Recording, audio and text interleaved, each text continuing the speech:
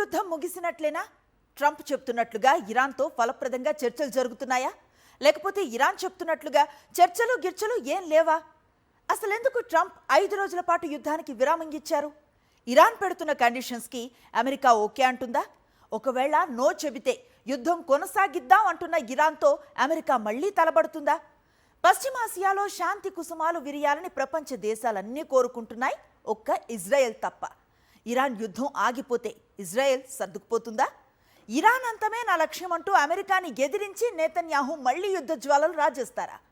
అసలు ఇరాన్ షరతులు America ఒప్పుకుంటుందా? America కోరికలు ఇరాన్ తీరుస్తుందా?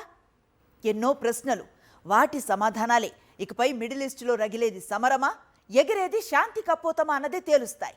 దీనిపైనే ఇవాల్టి మ్యాగజైన్ స్టోరీ. ఇరాన్ మీద ట్రంప్ యుద్ధానికి దిగటానికి కారణమేంటి? తెంపరితనమా? ప్రపంచ పోలీస్ పెత్తందారి స్వభావమా? ఇరాన్తో యుద్ధానికి ట్రంప్ బ్రేక్ ఇవ్వటానికి కారణమేంటి? వెనకడుగా? వ్యూహాత్మకమా? ప్రపంచవ్యాప్తంగా రకరకాల కోణాల్లో చర్చలు సాగుతున్నాయి. భిన్న అభిప్రాయాలు తమ ఉనికిని చాటుకుంటున్నాయి. కానీ శాంతి దిశగా జరుగుతున్న పరిణామాలతో ప్రపంచ దేశాలన్నీ ఊపిరి పీల్చుకుంటున్నాయి. టారిఫ్ వార్ కావచ్చు, ఇరాన్ వార్ కావచ్చు, ఎగ్జిక్యూటివ్ ఆర్డర్స్ కావచ్చు, ఎడాపెడా ఇష్టం వచ్చిన రీతిలో చేసే కమాండ్స్ కావచ్చు. ట్రంప్ వైఖరి రాజనీతిజ్ఞతకి దూరంగా ఫక్తు బిజినెస్ మ్యాన్కి దగ్గరగా ఉంటుంది. ఇప్పుడు ఇరాన్ విషయంలోనూ అనుకున్న లాభాలు వస్తున్నప్పుడు ఇక యుద్ధం ఎందుకన్నదే ట్రంప్ ఆలోచన అన్న వాదన బలంగానే వినిపిస్తోంది. ఇంతకీ అమెరికాకి లాభం చేకూర్చే స్థాయిలో ఇరాన్ రాజీ పడుతుందా? అసలు లాభమే లేకపోతే ట్రంప్ శాంతి కపోతాన్ని ఎగరేస్తారా? ఇరాన్ మీద యుద్ధానికి దిగింది ఎవరు? అమెరికా. ఖర్గ్ ద్వీపం మీద దాడులు చేసిందెవరు? అమెరికా. హార్ముజ్ జలసంధి స్వాధీనం చేసుకోవడానికి ప్రత్యేక ఆపరేషన్ ప్రారంభించిందెవరు? అమెరికా. ఇన్ని చేసిన అదే అమెరికా ఇరాన్ యుద్ధానికి తాత్కాలిక విరామం ఇచ్చింది. ట్రంప్ ఎప్పుడు ఏం చేస్తాడో ట్రంప్కే తెలీదు. ఈ డైలాగ్లో ఉన్నది కామెడీ కాదు, టెర్రర్. ఎగ్జిక్యూటివ్ ఆర్డర్స్ నుంచి టారిఫ్ వార్ దాకా అనేక కోణాల్లో ఇష్టారాజ్య నిర్ణయాలతో, పిచ్చెక్కించే ఆదేశాలతో ప్రపంచ దేశాలను వణికించారు ట్రంప్. అదే తరహాలో ఇరాన్ మీద యుద్ధాన్ని కూడా ప్రకటించారు. కానీ తొలిసారి ట్రంప్ నిర్ణయంతో ప్రపంచమంతా ఊపిరి పీల్చుకుంటోంది. తొలిసారి ట్రంప్ ఎప్పుడు ఏం చేస్తాడో ట్రంప్కే తెలీదు అన్న డైలాగ్ ప్రపంచ ప్రజల చెవులకు ఎంతో వినసొంపుగా, మనసుకి ప్రశాంతంగా అనిపిస్తోంది. ట్రంప్ చెబుతున్నట్టు శాంతి చర్చలు ఫలించి యుద్ధం సంపూర్ణంగా ఆగిపోతే ముడిచమురు కొరత తీరుతుంది, గ్యాస్ కష్టాలు పోతాయి, స్టాక్ మార్కెట్స్ పుంజుకుంటాయి, ఆర్థిక వ్యవస్థలు గాడిన పడతాయి. సామాన్యుడి నుంచి శ్రీమంతుడి దాకా, చిన్న చిన్న సంస్థల నుంచి దేశాల దాకా అందరినీ తీవ్ర ఆందోళనకు గురి చేస్తున్న ఇరాన్ యుద్ధం పూర్తిగా ఆగిపోతుందా? అసలు ట్రంప్ ఎందుకు తాత్కాలిక విరామం ప్రకటించారు? శాంతి చర్చల్లో అమెరికా ప్రయోజనాలు నెరవేరే నిర్ణయాలు జరుగుతాయా? ఇరాన్ కోరుకున్నవన్నీ శాంతి చర్చలు ఇస్తాయా? మరి ఇజ్రాయిల్ మాటేంటి? ఇంతకీ ట్రంప్ తీసుకున్న ఈ నిర్ణయం వెనుకడుగా, వ్యూహాత్మకమా? హార్ముజ్ జలసంధిని 48 గంటల్లో తెరవని పక్షంలో ఇరాన్ చమురు, విద్యుత్ వ్యవస్థలపై భారీగా విరుచుకుపడతామని ట్రంప్ అల్టిమేటం జారీ చేయడం తెలిసిందే. అదే జరిగితే హార్ముజ్ ని పూర్తిగా మూసేయడమే కాక గల్ఫ్లోని అమెరికా, ఇజ్రాయిల్ స్థావరాలు, మౌలిక సదుపాయాలు, ఐటీ సెంటర్లు, నీటి శుద్ధి కేంద్రాలు అన్నింటినీ సర్వనాశనం చేస్తామని ఇరాన్ బెదిరింపులకు దిగింది. ఈ నేపథ్యంలో ఉద్రిక్తతలను తగ్గిస్తూ ట్రంప్ నుంచి చర్చల ప్రకటన వెలువడింది. అయితే దాన్ని ఇరాన్ మొదట ఖండించింది. అమెరికాతో అలాంటి చర్చలేవీ జరగడం లేదని ఇరాన్ విదేశాంగ శాఖ పేర్కొంది. బహుశా అంతర్జాతీయంగా చుక్కలనంటుతున్న చమురు ధరలను తగ్గించేందుకు, తదుపరి యుద్ధ వ్యూహాల అమలుకు సమయం తీసుకునేందుకే ట్రంప్ ఇలాంటి ప్రకటన చేసి ఉంటారంటూ అనుమానాలు వెలుబుచ్చింది. యుద్ధాన్ని మొదలుపెట్టింది అమెరికాయే కనుక ఆ దేశమే నేరుగా మాతో చర్చలకు రావాలి అంటూ డిమాండ్ చేసింది. కానీ ట్రంప్ ఇరాన్ వ్యాఖ్యలను తోసిపుచ్చారు. చర్చలు కొనసాగుతున్నట్టు పునరుద్ఘాటించారు. ఇరాన్ అగ్రనాయకత్వం తుడిచిపెట్టుకుపోయినా పరిణతి, గౌరవ మర్యాదలున్న పలువురు నేతలు ఆ దేశంలో ఉన్నారన్నారు. అలాంటి ఒక ఇరాన్ నాయకునితో అమెరికా దూతలు చర్చలు జరుపుతున్నారని స్పష్టం చేశారు. ఆ నేత ఎవరన్నది వెల్లడించకపోయినా సుప్రీం నేత మొజ్తబా ఖమేనీ అయితే కాదని స్పష్టం చేశారు. అమెరికా ఒక రకంగా ఊబిలోకి కూరుకుపోతుంది. గ్రౌండ్ ఫోర్సెస్ పంపినా, స్ట్రెయిట్ ఆఫ్ హార్ముజ్కు వార్షిప్స్ పంపినా, ఇరాన్ పవర్ ప్లాంట్లను అటాక్ చేసినా ఇది లాంగ్ టర్మ్ వార్గా మారిపోయి అమెరికా అటు బయటికి రాలేక, ఇటు లోపల ఉండలేక ఒక తీవ్రమైన సవాళ్ళను ఎదుర్కొనే అవకాశం ఉంది. సో అందువల్ల ఆల్రెడీ ఆఫ్ఘనిస్తాన్లో అమెరికాకు అనుభవం ఉంది, ఇరాక్ లిబియాలలో అనుభవం ఉంది. సో ఇక్కడ మరో ఊబి క్రియేట్ చేసుకోవడం వల్ల సమస్య వచ్చే అవకాశం ఉంటుంది అనేది ట్రంప్ మైట్ రియలైజ్. అంటే ఈ వార్ మొదలుపెట్టినప్పుడు చాలా తొందరగా ముగుస్తుంది అని ఒక అభిప్రాయంతో ట్రంప్ మొదలుపెట్టాడు. కానీ ట్రంప్ క్యాలిక్యులేషన్స్ మిస్ఫైర్ అయినట్టు క్లియర్గా అర్థమవుతుంది కనుక Trump was desperately looking for an exit. So ఆ ఎగ్జిట్ కావాలి కనుక ఎగ్జిట్ స్ట్రాటజీ లేకుండా ఎంటర్ అయ్యాడు కనుక ఒక ఎగ్జిట్ను కనుక్కునే క్రమంలో ఈ స్టేట్మెంట్ అల్టిమేటం ఇచ్చి తానే వెనక్కు తగ్గినట్టుగా కనబడుతుంది. యుద్ధానికి ఇచ్చిన తాత్కాలిక విరామం శాశ్వత శాంతిని చిగురింపజేస్తుందా అన్న ప్రశ్న సమాధానం కోసం మిడిల్ ఈస్ట్ అంతా తిరుగుతోంది. అదే సమయంలో యుద్ధానికి బ్రేక్ వేసే క్రమంలో ఈజిప్ట్, తుర్కయే, బహ్రెయిన్ కీలకంగా జరిపిన చర్చల ఫలితమే ఈ తాత్కాలిక విరామం. ఈ యుద్ధంలో ఇరాన్ బలంగా ప్రతిఘటిస్తున్నప్పటికీ తీవ్రంగా నష్టపోయింది. ఆర్థికంగా, మిలిటరీ పరంగా నష్టపోయింది. ఖమేనీ నుంచి మొదలు పెడితే అగ్రశ్రేణి నాయకత్వాన్ని కోల్పోయింది. ఇప్పుడు ఇరాన్లో తమకు అనుకూల ప్రభుత్వాన్ని ఏర్పాటు చేయడం, ఆపై అక్కడి ముడి చమురుపై నియంత్రణ, ఆధిపత్యం సాధించడం అమెరికా లక్ష్యం. ఇరాన్ అణ్వస్త్ర కేంద్రాలను ఇప్పటికే ధ్వంసం చేశామని, ఇక ఇరాన్ అణ్వస్త్రాలు తయారు చేసే స్థాయికి కోలుకోవడం ఇప్పట్లో జరిగేది కాదన్నది అమెరికా భావన. అనుకున్న లక్ష్యం సగం నెరవేరింది. ఇప్పుడు యుద్ధంతో ఇరాన్ని మరింత రెచ్చగొట్టి గల్ఫ్ దేశాల మీద దాడులు చేయించి మిడిల్ ఈస్ట్ అంతా యుద్ధ జ్వాలలు రగల్చడం కంటే చర్చలతో పని కానిచ్చేయాలన్నది ట్రంప్ వ్యూహంగా పరిశీలకులు విశ్లేషిస్తున్నారు. అమెరికాని, అందులో ట్రంప్ అధ్యక్షుడిగా ఉన్న అమెరికాని నమ్మడమా? వైట్ హౌస్ నుంచి శాంతి చర్చలు, యుద్ధానికి 5 రోజుల తాత్కాలిక విరామం లాంటి ప్రకటనల వేళ ఇరాన్ అదే తరహాలో స్పందించింది. తమ షరతులకు అంగీకరిస్తే యుద్ధం ముగుస్తుందని ప్రకటించింది. ఈ వినాశనాన్ని నివారించాలంటే యుద్ధాన్ని పూర్తిగా ముగించాలని ఇరాన్ స్పష్టంగా పేర్కొంది. యుద్ధం పునరావృతం కాదని ఒప్పందంలో హామీ ఇవ్వాలంది. అలానే తమ ప్రాంతంలో అమెరికా సైనిక స్థావరాలు మూసివేయాలంది. హార్ముజ్ జలసంధికి కొత్త చట్టపరమైన విధానాన్ని అమలు చేయాలని ఇరాన్ షరతు పెట్టింది. యుద్ధ సమయంలో జరిగిన నష్టాలకు పరిహారం చెల్లించాలన్నది మరో కండిషన్.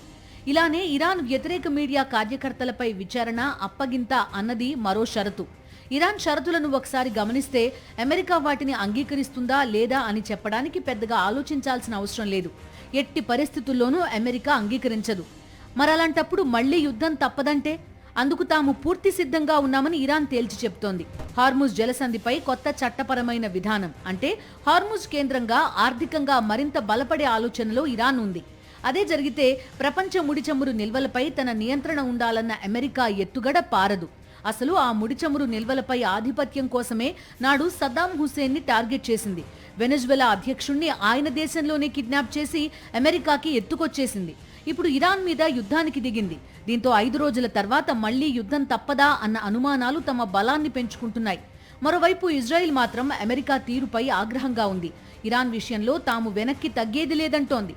అటు అమెరికా 5 రోజుల కాల్పుల విరమణ అన్నా ఇజ్రాయిల్, ఇరాన్ మధ్య దాడులు, ప్రతిదాడులు జరుగుతూనే ఉన్నాయి. సో ఈ తాత్కాలిక విరామం తుఫాను ముందు ప్రశాంతత, లేక నిజంగానే యుద్ధ జ్వాలల్ని ఆర్పేస్తూ యుద్ధ మేఘాలను చీల్చుకుంటూ మిడిల్ ఈస్ట్లో శాంతి కపోతం ఎగురుతుందా? ప్రపంచ దేశాలకు ఊరటనిస్తుందా? ప్రపంచ దేశాల ఆర్థిక వ్యవస్థల్లో జోష్ నింపుతుందా అన్నది ఇకపై జరిగే పరిణామాలే తేల్చాలి. ఉక్రెయిన్ మీద దురాక్రమణకి దిగిన వేళ రష్యా ఏమనుకుంది? జస్ట్ 2-3 వారాలు అంతే అని. కానీ జరిగిందేంటి? జరుగుతోందేంటి? 4 ఏళ్లు దాటి కొనసాగుతోంది రష్యా యుక్రెయిన్ యుద్ధం. అయితే అమెరికా మద్దతుతో యుక్రెయిన్ ఇంతకాలం పోరాడుతూ వచ్చినా పై చేయి మాత్రం రష్యాదే. ఇరాన్ మీదకి యుద్ధానికి దిగిన వేళ కూడా ట్రంప్ ఇదే రీతిలో వ్యాఖ్యలు చేశారు. షార్ట్ టర్మ్ ఎస్కర్షన్ అన్నారు. స్వల్పకాలిక విహారయాత్రగా ఇరాన్ మీద దాడిని అభివర్ణించారు. కానీ దాడి కాస్త యుద్ధంగా మారింది. గల్ఫ్ దేశాలకు యుద్ధ జ్వాలలు పాకాయి. ప్రపంచ దేశాలన్నీ చమురు, గ్యాస్ కొరతతో అల్లాడిపోతున్నాయి. బలమైన దెబ్బతిన్న ప్రతిసారి మరింత బలంగా ఇరాన్ ప్రతిదాడి చేస్తూ వచ్చింది. ఇరాన్ సంగతి తేల్చేస్తామన్న ట్రంపే యుద్ధం 5 రోజులు ఆపేస్తున్నాం అని చెప్పే స్థాయిలో జరిగిన పరిణామాలేంటి? ఇరాన్ యుద్ధం ఆగింది, ముగిసిపోలేదు. అసలు ఈ 5 రోజులు కూడా నేను ఆగనంటే ఆగనంటూ ఇజ్రాయిల్ దాడులు చేస్తోంది. ఇరాన్ ప్రతిదాడులు చేస్తోంది. ఇరాన్ని అనేక కోణాల్లో తీవ్రంగా దెబ్బతీసిన అమెరికా హఠాత్తుగా యుద్ధానికి బ్రేక్ ఇవ్వడం వెనుక అసలు కారణం శాంతి కోణం కాదని, నలువైపుల నుంచి చుట్టుముట్టిన ఒత్తిడేనని పరిశీలకులు విశ్లేషిస్తున్నారు. ఒకవైపు ఇరాన్తో చర్చలు జరుపుతోన్న వేళ సడన్ గా అమెరికా యుద్ధం మొదలుపెట్టింది. ఇప్పుడు అంతే సడన్ గా యుద్ధానికి బ్రేక్ ఇచ్చి శాంతి చర్చలు అంటోంది. గల్ఫ్ దేశాల్లో ఉన్న తన మిలిటరీ స్థావరాల నుంచి అమెరికా ఇరాన్ మీద దాడులు చేస్తూ వచ్చింది. కానీ ఇరాన్ అమెరికా మీద నేరుగా దాడి చేయలేదు. ఎందుకంటే ఇరు దేశాల మధ్య దూరం 11,500 కిలోమీటర్లు. అందుకే ఇరాన్ కూడా తన శత్రు శిబిరంలో నిలిచిన గల్ఫ్ దేశాల మీద ప్రతిదాడులు చేసింది. చివరికి చమురు క్షేత్రాలపై దాడులు చేసుకునేదాకా యుద్ధం వెళ్ళింది. ఈ యుద్ధంలో ఇరాన్ బలహీనపడింది, నష్టపోయింది అన్నది ఎంత నిజమో, ఇరాన్ గల్ఫ్ దేశాల గుండెకాయ లాంటి చమురు క్షేత్రాలను నాశనం చేయగలదన్నది అంతే నిజం. దీంతో పాటుగా హార్ముజ్ జలసంధిపై పూర్తి స్థాయిలో పట్టు బిగించి ప్రపంచ దేశాలకు చమురు వెళ్లకుండా గట్టిగా అడ్డుకుంది. ఈ పరిణామాలు ట్రంప్నే కాదు, ప్రపంచ దేశాలను తీవ్ర ఒత్తిడిలోకి నెట్టాయి. దాని ఫలితంగానే గత కొన్ని రోజులుగా ట్రంప్ నుంచి రోజుకో ప్రకటన వెలువడుతోంది. గత కొన్ని రోజులుగా హార్ముజ్ అంశం ట్రంప్ను తీవ్రంగా వేధిస్తుందనడంలో సందేహం లేదు. అందుకే దీన్ని పరిష్కరించడానికి అన్ని ప్రయత్నాలు చేశారు. నాటో దేశాలను బతిమాలుకున్నారు, బెదిరింపులకు పాల్పడ్డారు, బుజ్జగింపులకు ప్రయత్నించారు. ఆ ప్రయత్నాలు ఫలించలేదు. గత వారం ఓ అంతర్జాతీయ కూటమిని ఏర్పాటు చేసి వాణిజ్య నౌకలకు భద్రతగా యుద్ధ నౌకలను పంపాలని భావించారు. ఆ ప్రతిపాదనను మిత్రదేశాలు తిరస్కరించాయి. దీంతో ఆ సమస్యను అమెరికాయే ఒంటరిగా పరిష్కరిస్తుందని ఒకసారి, ఇతర దేశాలే బాధ్యతలు తీసుకోవాలంటూ మరోసారి ఇలా పరస్పర విరుద్ధ ప్రకటనలు చేస్తూ వచ్చారు. యుద్ధంలో కలిసిరాని నాటో దేశాలను పిరికి పందలంటూ తూలనాడారు. పెరుగుతున్న చమురు ధరలు ప్రపంచ మార్కెట్లను కుదిపేస్తుండడం, అమెరికాలో మధ్యంతర ఎన్నికలు సమీపిస్తుండడం కూడా ట్రంప్పై ఒత్తిడి పెంచింది. హార్ముజ్ జలసంధిని నియంత్రణలోకి తెచ్చుకోవడానికి భూతల దాడి జరిపితే సైనిక పరంగా తీవ్ర నష్టాలు ఎదుర్కోవలసి వస్తుందని అమెరికా సైనికాధికారులు నివేదిక ఇచ్చారు. దీంతో భూతల దాడుల విషయంలోనూ దూకుడుగా వ్యవహరించడానికి లేకుండా పోయింది. ఇలా అనేక కోణాల్లో యుద్ధం ప్రారంభమైనప్పటి నుంచి ట్రంప్ ఒత్తిడిని ఎదుర్కొంటూనే ఉన్నారు. వీటితో పాటుగా ఇరాన్ యుద్ధం మొదలైనప్పటి నుంచి గల్ఫ్ దేశాల ఇంధన ఉత్పత్తి, ఎగుమతి వ్యవస్థలకు అంతరాయం కలుగుతూనే ఉంది. దీంతో రోజుకు బిలియన్ల డాలర్లలో ఉండే ఆ దేశాల ఆదాయం భారీ స్థాయిలో పడిపోతోంది.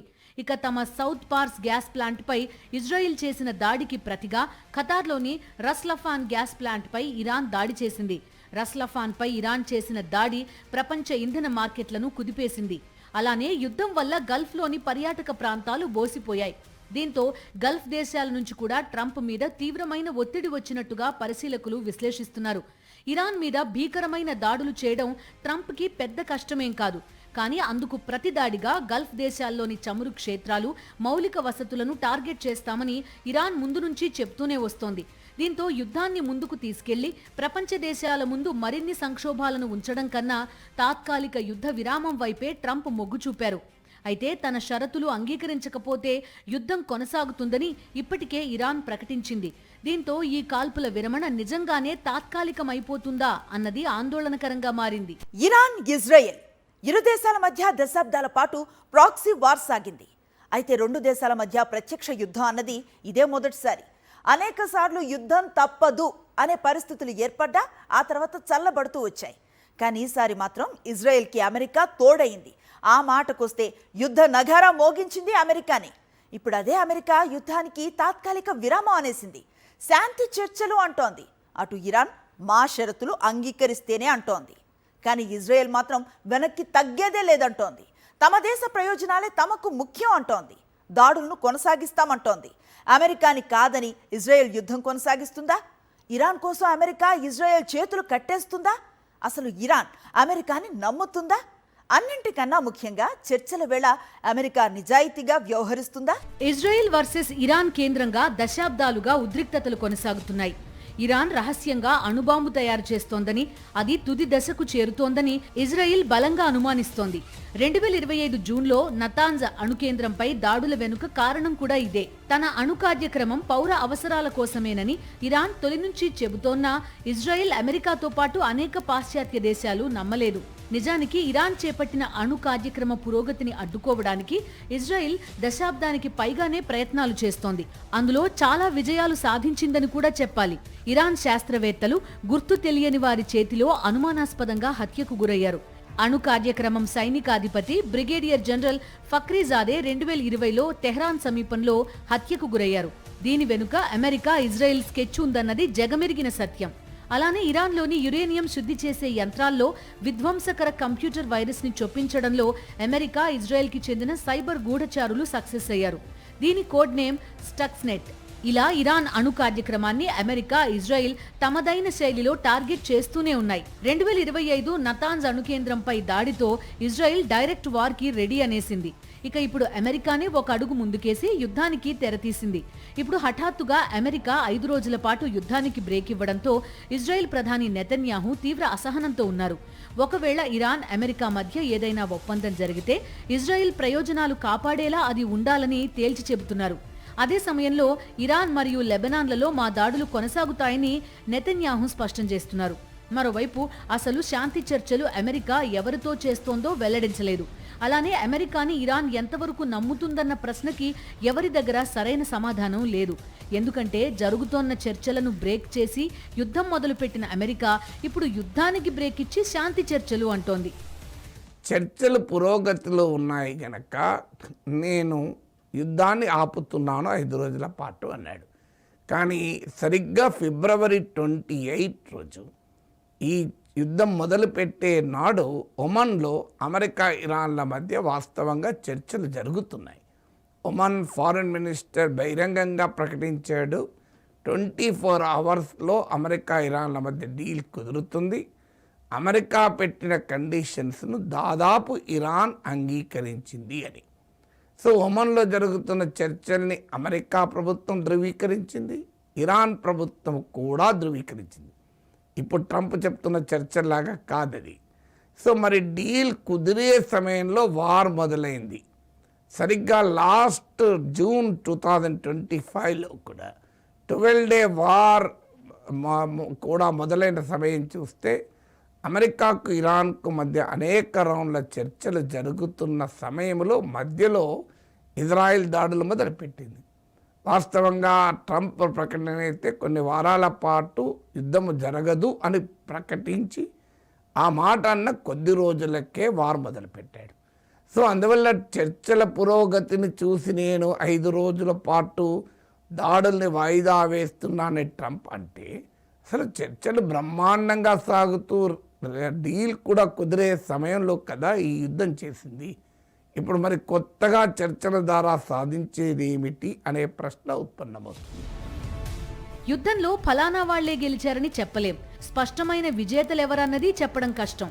కానీ తీవ్రంగా నష్టపోయేది మాత్రం సామాన్య ప్రజలే. అయితే ఎప్పుడూ యుద్ధంలో పాల్గొన్న దేశాల ప్రజలు బాధితులవుతారు. ఓడిన దేశం ప్రజలకు జరిగే నష్టం మరింత తీవ్రంగా ఉంటుంది. కానీ ఇప్పుడు ఇరాన్ యుద్ధంలో జరుగుతోంది మాత్రం వేరు. యుద్ధంతో సంబంధం లేని దేశాలు, ప్రజలు కూడా యుద్ధ జ్వాలల తీవ్రతని చవిచూస్తున్నారు. ముడి చమురు, గ్యాస్ సంక్షోభం ప్రపంచ దేశాలను వణికిస్తోంది. యుద్ధం ఎప్పుడు ముగుస్తుందా అని అందరూ ఎదురు చూస్తోన్న వేళ తాత్కాలిక యుద్ధ విరామం అనేశారు ట్రంప్. ఈ విరామం యుద్ధానికి శాశ్వతంగా ముగింపు పలకాలని, మిడిల్ ఈస్ట్లో శాంతి కుసుమాలను వికసింపజేయాలని ప్రపంచ ప్రజలంతా కోరుకుంటున్నారు. ఇది వాల్టి మ్యాగజైన్ స్టోరీ. మరో ఇంట్రెస్టింగ్ టాపిక్ తో మళ్ళీ కలుద్దాం. అంతవరకు స్టే ట్యూన్ టు సాక్షి.